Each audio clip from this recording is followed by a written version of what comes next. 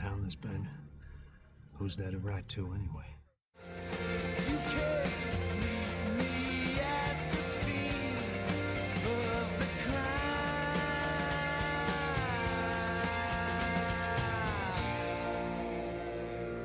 Welcome to episode 6 of Gotham TV Podcast, the unofficial podcast about the Gotham TV show and all connected DC universe. I'm John, one of your hosts. And I'm Derek, I'm another one of your hosts. And this is obviously a very special, very exciting very unplanned.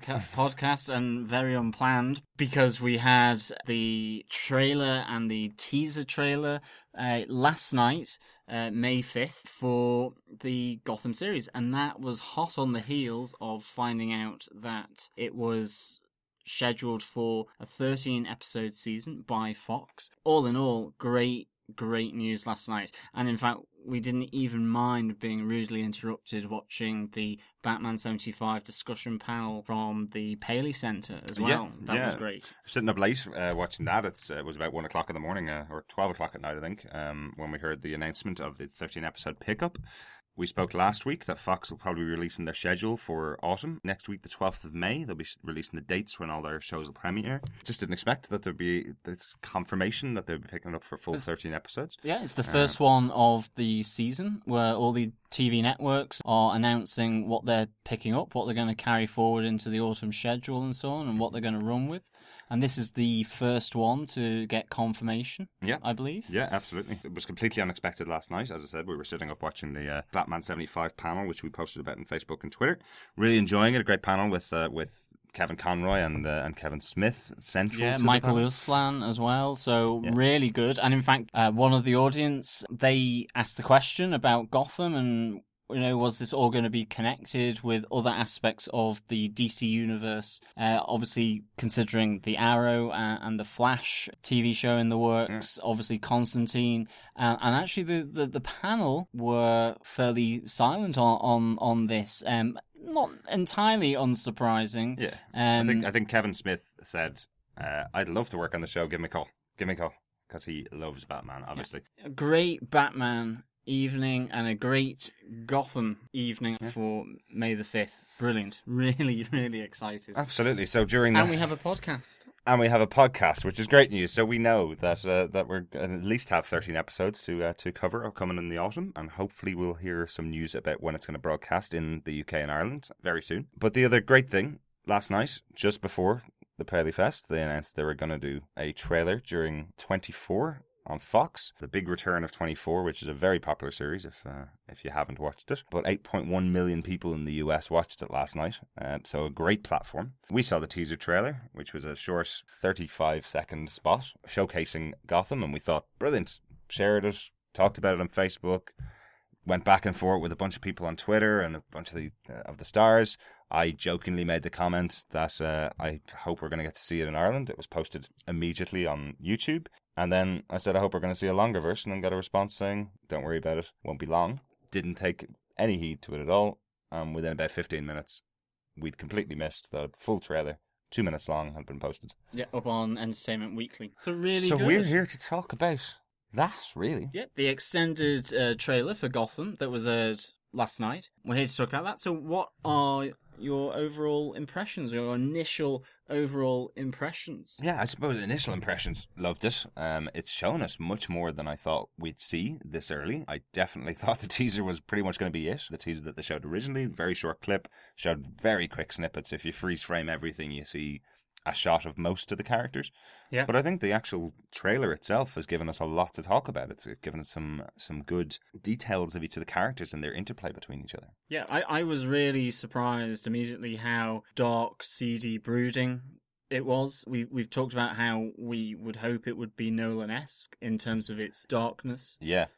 And that kind of came across to me anyway, initially. I think one of the reasons for that is probably that they used the same tune that they tend to use in a lot of these things, with the kind of bombastic music to kind of denote the time as it goes through. The real kind of, every time a word appears on screen, there's a big bombastic boom in the music. The feel, I mean, it seemed gritty. And then, as you say, and I completely agree with you, some amazing sort of sequences throughout the 2-minute trailer between some of the key characters: Jim, Oswald, Jim, Harvey Bullock, Fish Mooney, Jim Gordon. All these really good interplay between some of the main characters, and of course then Jim and Bruce Wayne, the young Bruce Wayne. Absolutely, and I think this is the right point to say it. We presume, if you're listening to this episode so far ahead of the broadcast time, that you're really interested and you have your own thoughts on what's going to come up in Gotham. We think there's going to be quite a lot of spoilers from our trailer breakdown. If you don't want to hear any spoilers, it's time to not listen any further. We presume you're going to listen further. So on to the review and the breakdown of the extended trailer. So the trailer starts with this monologue of who we think is the commissioner. Maybe Commissioner Loeb, we're not entirely sure. He's played by John Doman, and for any of you who are fans of The Wire, you will recognise him instantly as Deputy Commissioner for Operations. That's a really great bit of casting to have such a weighty actor playing that role of Commissioner, and certainly someone who, in his TV career at least, is so well known for playing a policeman within such a great and iconic series such as The Wire. So that's really interesting, straight off the bat. Exactly, so he looks like he's got a promotion and been sent to Gotham. Yeah, exactly. And there's this monologue that comes from him, and it just seems to set the scene for this city as a living, breathing, sort of organic mass of people, of filth, of chaos. And he starts off with, "I love this city and I see it going to hell. Sometimes I think this place is cursed. I won't see it fall apart without a fight." And it's just the determination coming from him that's kind of just sets and tees up what I think the show potentially is about. This city and its trials and tribulations within it. It's really quite a powerful opening, I think, and certainly by someone such as John Doman as the commissioner. Really good opening. Yeah, and then it's quickly followed by our first glimpse of Drew Powell playing Butch Gilzian. He's undercutting the commissioner's speech about the scum and villainy in the city. It's showing the henchman of Fish Mooney in his first quick snippet of him kicking the face off someone, basically. Or the cameraman, by the looks of things. Well, then it cuts to the mayor of the city giving a speech to the public about the death of the Wayne family. Seems pretty broken up, and again he reiterates, this is his city. He won't let it fall to the killers, robbers, rapists, and thugs. He won't let them win while he's around. We think that is Mayor Aubrey James. And again, another upgrade from another series. He's played by Richard Kind, who played Paul Lassiter in Spin City. He was the press secretary to the New York mayor, and now he's the mayor of Gotham. So, they seem to be taking a couple of characters from other TV shows and giving them a little upgrade and bump in salary and popping them onto this show. Yeah, exactly. It's brilliant. And he's on the TV, as Derek has said, and it's really good kind of start of sequence, just showing the interplay between Harvey Bullock, played by Donal Logue, and Jim Gordon, obviously played by Ben McKenzie. And they seem to be either in the briefing room of the Major Crimes Unit or within the offices of the Major Crimes Unit in Gotham City Police Department. There's a great look from Ben McKenzie, from Jim Gordon to Harvey Bullock. Yeah, I was thinking, the minute I saw it, there's something really deep in that look from Ben McKenzie. He's either been told by Harvey Bullock in the past that this city needs a strong hold on it and needs to be the killers, the robbers, the rapists and thugs can't win at any cost. And there's very much a look on his face of he's not too sure whether he can trust Harvey yet or not. There's very much that kind of look in his eyes. He's got looks like a little bit of anger, a little bit of aggression there towards Harvey already, and that's seen in one quick scene, It's difficult to know where these characters play out, in the sense that you're hearing the mayor talk about thugs, rapists, killers, criminals, robbers, and so on. And as you say, there's this telling look across. And is that something that suggests that Harvey Bullock, that he's a criminal, or Jim Gordon thinks he's a criminal at this stage? Is it that he looks across knowing, as you say, that there's been some kind of conversation between the two saying, this town is not for nice guys. Mm-hmm. You have to get stuck in, you have to dish the dirt to get the job done, to survive and to get results as a detective. It's time that I have to do what Harvey Bullock has been telling me to do and get my hands dirty in order to bring these thugs, rapists, and killers to heel. Just the other person in that scene, we think it's either Renan Montoya or the chief. Yeah, I think it's Captain Essen in the background. She's a blurred image, but I would think it's Captain Essen. And it seems to be evocative of the incident or briefing room where they would go over the evidence and what. We cut onto Oswald Cobblepot, so excellent. Yeah, really liked Robin Taylor here. He kind of takes the role and he looks scared. He looks like he's been beaten and battered and bruised by Jim. It looks like there's been a good old punch up between the two of them. And he tells Jim that he sees a terrible war coming. He's clearly angry. Gordon looking at him, incredulous about what he's talking about. What does Oswald Cobblepot know that Gordon doesn't know? What information can he give to him? Throughout the trailer, we keep seeing Oswald pushing further and further back towards the bay, essentially, towards Gotham Bay. With Jim Gordon coming at him, threatening him to the point where he's stood with him with a gun to his head. Mm-hmm. And Harvey watching on the whole time. Yeah. You see this great image of Jim Gordon coming towards Oswald Cobblepot, and just in the background you see this figure coming between sort of the pallets or the crates that are on the dockland, and you can tell it's Harvey Bullock, and it's a great little scene of all these three. It's Jim Gordon, in a sense, I would say getting his hands dirty, but it's a great sequence because you have Oswald Cobblepot talking about, as you say, this war coming, and he says that there will be chaos. Rivers of blood in the streets. I know it. Does it mean he has planned it? He's somehow involved in the creation of this for himself or for somebody? It's a really good sequence between him as a criminal, but also then for Jim Gordon. It shows that the MCU is going to be huge amounts of different shades of grey. It's not simply black and white. It's not going to simply be ideological. Jim definitely is such a strong part of his character and would need to be there, certainly from things like Batman Year One, but that he dips his toe in these murky waters of being sort of a bit more ruthless with how he goes about his job. And that's why that idealism gets even stronger as you move on through his character development. And it's some of the stuff we've talked about when we did our Gotham Central coverage. The Gotham City PD are willing to go out and do whatever they need to get their criminal. Speaking of which, we get our intro to Crispus Allen, and this time I think it is Renan Montoya in the scene. Yeah, she's got her back, and the back of her head is to the camera. Yeah. You could tell Crispus Allen in a second there. Yeah, that's all bald guy with a goatee. It's perfect. And this is then Harvey Bullock's introduction of Jim Gordon to some of his colleagues. He seems to be in a diner, I think, or maybe it's a bar. This becomes another great set piece of just the dynamic between these two characters and giving a bit of flavour towards it. It's exciting after reading 20 issues of Gotham Central to see these two characters, don't even get a line out of the two of them, but I'm just excited to see them. Yeah, coming together. And just this idea, you killed people before, says Harvey Bullock. Jim's response is, that was war. So it gives that flavour of Jim Gordon being ex-military as well. To which Harvey Bullock then replies, this is war. We're at war. Mm-hmm. It's the idea that the Gotham City police, the people of Gotham, are at war with chaos, corruption, and criminality. And this, in my mind, ties back to the mayor's speech that we spoke about towards the beginning of the trailer.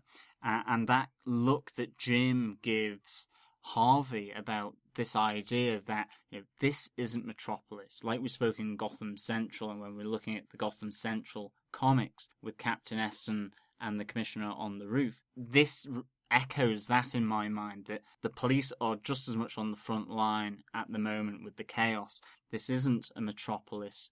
This isn't a Starling City. This is Gotham, and Gotham will rip you up, chew you, and spit you out if you let it. And you have to give as good as you get to survive and function in Gotham. Yeah, absolutely. And the first statement that the guys that edited this trailer together put into bold letters was "Witness the origins of this infamous city." This is about the creation of what we know as Gotham in the later Batman series, I suppose. So yeah, but from that point onwards, then we get the other big character of this trailer. This is the big reveal of Fish Mooney, really. We haven't seen her at all. She's not dressed like a fish. She's not, and she doesn't have chips. Yeah. And she certainly isn't covered in mayo or tomato ketchup. But, I mean, she looks great in my mind. She has a swagger.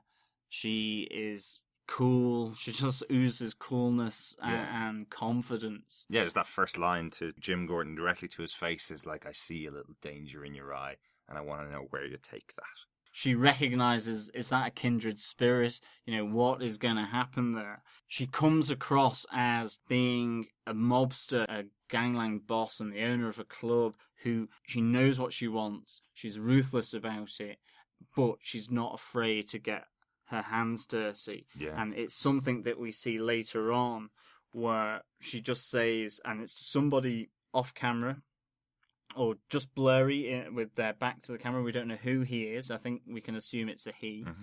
And she says to him, somebody has to take over. It might as well be me. And a few moments later, in a very short snippet of the trailer, you see her attacking again someone in her club who we think is that same person that she's just been speaking to. It seems like she's smashing him with a chair from the club. She is not afraid to get her hands dirty. That's the type of person she is, and she will go after what she wants. Yeah. So we'd speculated in the past, in our second episode, I think, when we talked about the cast and some of our thoughts about what was happening in the future, we speculated that Fish was kind of the head of the food chain. Then Butch Galzean is sitting underneath her, and then below that was Oswald Cobblepot. What we're learning here from this little snippet in the trailer, what we seem to be learning is that somebody above Fish, and she doesn't like that. It looks like she's going after this person. It looks like she's going after the power. She kind of says, somebody has to take over. It might as well be me, is what she says. So it's very intriguing. This new theory that's kind of forming in my head about Fish Mooney is that maybe she is the one doing the usurping of the person above her, her boss. Mm-hmm. She seizes the moment. She takes the bull by the horns and seizes her moment to become the new crime lord, the new mobster of Gotham, to become head of this criminal hierarchy. And in my mind, actually, as well, the interesting thing from this trailer, even with Oswald Cobblepot being interrogated almost by Jim Gordon. Very much so, the blood all over him tells you that. Like, he doesn't give anything away. He doesn't name anyone in that sequence, in those few scenes of this trailer where Jim and Oswald Cobblepot are interacting. It comes across to me that Oswald actually may be quite loyal to Fish Mooney, even though he's not her second in command. That it's almost, in my head, I thought of a Sith relationship where he is learning from her, he is seeing how she does it because she's good at what she does, and that ultimately that may, in future episodes, be her downfall, is that she's imparted too much knowledge to him, and he uses that for his own moment in some kind of future episode, because you see him holding an umbrella over her in an alleyway. She's beating the living daylights out of someone, maybe kills them. Yeah, I had to scan that scene quite a few times to make sure it was her. I was wondering, is that somebody else? And then it definitely looks like her underneath the hat with a veil on, with the umbrella over her head. She's surrounded by her heavies, but she's willing to take up the crowbar and beat somebody with it. You know, I think that's an interesting relationship, that maybe Oswald Cobblepot can hide his ambition from her enough that she takes him on board and is very much willing to involve him in her organisation. I find that really an interesting part to it. I think another side as well that is equally interesting, just before she hits the guy over the head and she says her phrase about someone has to take over, it might as well be me, the camera zooms in onto her club and there's this neon fish, but there are some posters, 3 or 4 of them, just to the left of that shot as the shot zooms in. There's mayoral election posters with the slogan, "He's got your back, Mayor Aubrey James." And the immediate question is, whose back does he have? Is it the criminals? Is it the citizens, the people of Gotham? in my own head, I think if he was running on a platform of fighting crime, being anti-corruption, of shutting down these mobs, I wouldn't expect those to be right outside her club. And I would expect them to be ripped down and to be covered over with another poster giving the Sunday lineup at Fish Mooney's club. The dancing girls, whatever is shown in her club. So that was kind of a nice little aside. That's a good catch. Well. Yeah, I didn't catch that myself. That was good. Yeah. The other big piece of the trailer is, I suppose, our Bruce and Gordon dynamic is shown pretty clearly here. They show the murder of Bruce's parents in the trailer, followed by the most gut-wrenching scream of a child after losing his parents. It is, anybody who knows the Batman mythos knows that this is what sets up Bruce Wayne to become Batman, the death of his parents. And it is that blood-curdling scream that will echo through the rest of his life, essentially. That shock, that scream of the horror of his parents being murdered is really affecting, and it's really, it feels monumental, and it should be, because the Wayne's death seems to me to be being put up front and centre of this show, that the real kick-off point for everything that happens to some extent, both for good or for evil, is going to be such a large part of this show to kick it off. As an aside, one of the things about his roar, his scream, it sounded like the roar of a cat, of a panther. And it's probably just because I was dead excited about the whole trailer and I probably hearing things. I was probably hallucinating at this point. No, I watched the trailer too, and I when you pointed it out to me, I could definitely hear it. But I'm also a Carolina Panthers fan, so it could have been hearing the Panther roar in there. I think it's also that it sounds like a guttural, feral scream, essentially. Yeah. But it's not. It's not necessarily just a child crying over their parents. It is, oh my God, this has happened. It's a really guttural scream that turns into something that does sound like a panther. Listen to it. I think John's point is pretty valid on that. Yeah, I just wondered whether it was some kind of link to Catwoman, sort of, maybe, I don't know. I mean, which probably just invalidates exactly what you said. The sound seemed to just trail into that in my own mind. And yeah, maybe it was just that elemental, wild sound of rawness of that moment. Yeah. But it was really interesting. And we start to get some quick looks at some of the other characters that are in there. We see Alfred standing over the grave directly after that of the Waynes. Very reminiscent of the Batman Earth 1 front cover. Alfred, behind Bruce Wayne at Thomas and Martha's funeral, and it's really reminiscent of that. And the mayor standing behind them there, yeah. Okay, I understand that, a lot of people are probably aware of the Alfred Pennyworth, young Bruce Wayne relationship, and I was just kind of wondering whether they would have shown more if he had a slightly different focus or a slightly different thrust to his character, where he wasn't just simply a butler, but maybe he was a mentor for the young Bruce Wayne. And you do get that interesting little part of the trailer where Jim Gordon, almost in a mentor-like fashion, is talking with Bruce Wayne. Bruce Wayne is kind of saying how he's becoming to conquer and learn how to conquer the fear that he's had from experiencing the death and the robbery of his parent in the alleyway. And Jim Gordon, again, harking back to maybe some of his military training, says fear doesn't need conquering. Fear helps to tell you where the edge is. It kind of hones your senses. And maybe Jim Gordon's role through the investigation of the murders is also a mentoring role, because as you've said, he promises to find the killers of Thomas and Martha Wayne.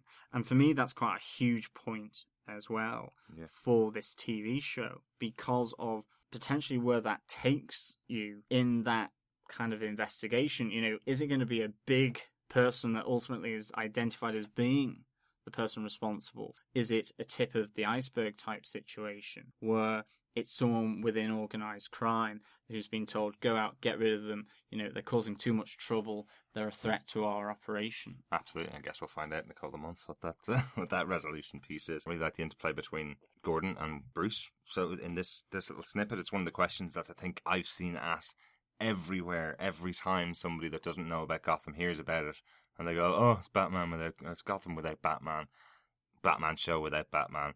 It's a constant question that seems to come up over and over again, regardless of whether they know the answer or not. This is a show about Gotham, this is a show about Gordon, and this shows what the interplay will be between Bruce and Gordon. They always had a relationship that we're aware of in the past, and this particular couple of scenes show how Gordon will deal with Bruce. I think that's all within this context. You hear the Commissioner come back again saying that Gotham is on the knife edge. This pivotal moment is occurring, and it might be down to the murder of Thomas and Martha Wayne, and it descends into chaos and corruption, or it comes out of that and to the light. And I suppose you would expect it to descend, because it's only with the Batman that there is some movement out of that chaos and corruption to safety. Yeah, speaking of despair, there's a quick rest of the trailer. Really, there's a lot of quick cuts and a lot of scenes that you see. There's a point there where Bruce is standing what looks like on top of Wayne Manor. He doesn't look like he's doing the Batman pose where he's standing surveying a city. He looks pretty close to jumping. No, and Catwoman is kind of looking on, and you get that impression. Yeah. The young Selena Kyle, I should say. Yeah. She's looking on, and then, about another quick cut later, she's standing on top of the building. She looks like she's surveying her city. It looks like a very different juxtaposition between the two of them. Yeah. Where Bruce looks like he's about to throw himself off the $1 million mansion. She looks like she's staring out across her city from the top of a building. Big time. That was quite interesting. That's her only real Selena piece, isn't it? In the trailer? There's not much of the young Selena Kyle actually in this trailer, which is a shame, because with Oswald Cobblepot, with Selena Kyle, I'm really interested to see these two characters in this show, and how they develop and progress. You see a bit of downtime between Jim Gordon and Barbara Keane. Mm-hmm. You see them having some one-on-one time after a hard day at the office. Yeah, she looks like she's comforting after a hard day at the office, is what I thought. But yeah, and the other two villains are introduced, so two more. Yeah, exactly. So we have our first quick look at the man who will become the Riddler. Yeah, Edward Nygma. And we get our first look at the young girl who'll become Poison Ivy as well. Yeah, who's known in this as Ivy Pepper. Possibly, yeah. I think. There's a couple of possibilities for what she's called. There's been two different names, I think, given in the comic books. I think IMDb, I think, call her Ivy Pepper. Not always to be a definite source of information, so we're going to call her Ivy Pepper. We'll call her Ivy Pepper for the moment, but again, I think she's another fan favourite, a character, Poison Ivy, that will be really interesting to see the origins or the oranges of her arc. Although I do quite like the idea that in the scene she's by a plant and she has one of those squirty guns to water plants, and I just wondered whether it had pesticides in it. I don't know. I was thinking poison, and I was thinking she was experimenting with new toxins or something. But it's really good little image of her sort of stood there. Someone walks into a room and she's kind of there tending an ivy plant. Yeah, I get a feeling that might even be the final scene of the first pilot episode. I get the feeling that, I don't know, it seems like a lot of characters to bring in a pilot, and I feel that there's going to be there has to be a lead in now that it's a confirmed series. There has to be lead into the next episode. I kind of get that feeling that Poison Ivy might be that lead into what's going to happen next in Gotham. So we get confirmation ultimately. At least they're going to be there in the pilot. Mm-hmm. Yeah. In the first few episodes, at least the first one. Yeah, and what did you think of Edward Nygma and I think it's Corey Michael Smith? Like, it was a very brief glimpse. It wasn't so much that you got really any sense. All I could kind of think of was that he almost looked like a lawyer. He almost looked like, I mean, I know there's this suggestion that he has helped Gotham City Police in the past, some of his story arc. There was no real sense of the possibilities of his story just from the very brief look that we got, but that's to be expected. It was very much just the right smile of potentially a scientist or a lawyer or something, some professional. But you're told beforehand that this is the thing that will change everything. This is the start of these characters. This is before they were the Riddler. Who were they? Before it was Catwoman, who was it? Before it was Poison Ivy, who was it? All of these frames, all of these little sequences are interspersed with writing that gives you kind of this idea, and it basically runs, witness the origins of the infamous city. One detective, one mission, one crime that will change everything. In one city, the saga begins. Before Penguin, before Catwoman, before Riddler, before Poison Ivy, before the Batman. there was Gotham. A really It's cool. statement of fact, really interesting. Really good statement of Really intent good. with the show, yeah, and Yeah. that's what we're excited about, and I think I'm even more excited after watching the trailer. I know I was not expecting that this particular Sunday we'd be seeing footage of the show. I didn't expect an announcement of the 13 episodes coming up, and I certainly didn't expect to be having a discussion of this in depth with a 2-minute trailer, but they've given us loads, I think. Yeah, it's a really exciting time for people who are really looking forward to the show. We are. The trailer just gives so many little tidbits for contemplation as to what might happen, how it might develop, and just it's cool to see these people on the screen being brought to life by some amazing actors, a great cast it seems that they've put together with a potential big story, and it will be interesting to see how that pans out, and I hope that they maintain what seems to be promised in this trailer. Yeah. That's it for our look at the extended trailer of Gotham. Really excited to have done it. Want to hear your thoughts about it, obviously. And I also want to give a bit of thanks to some of the fans that we've talked to, or some of the fan sites that we've talked to over the last couple of days.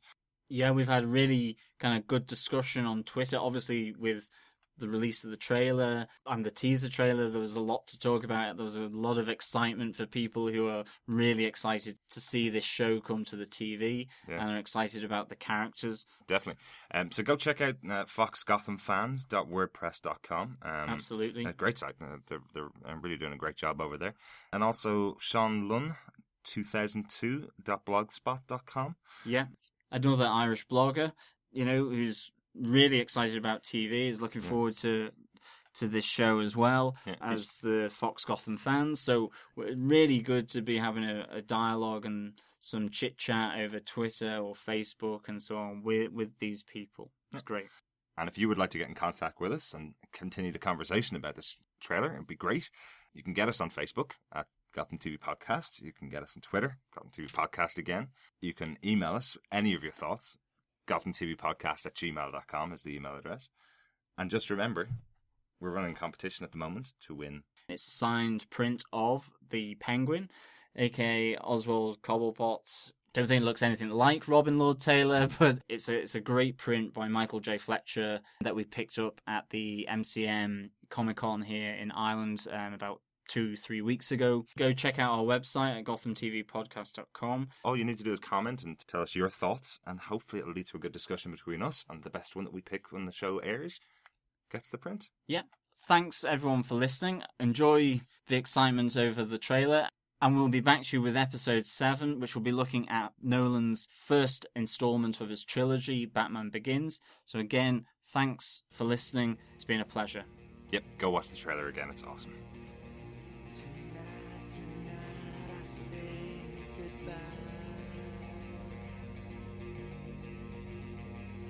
To everyone who loves me, stick it to my enemies tonight. Then I disappear.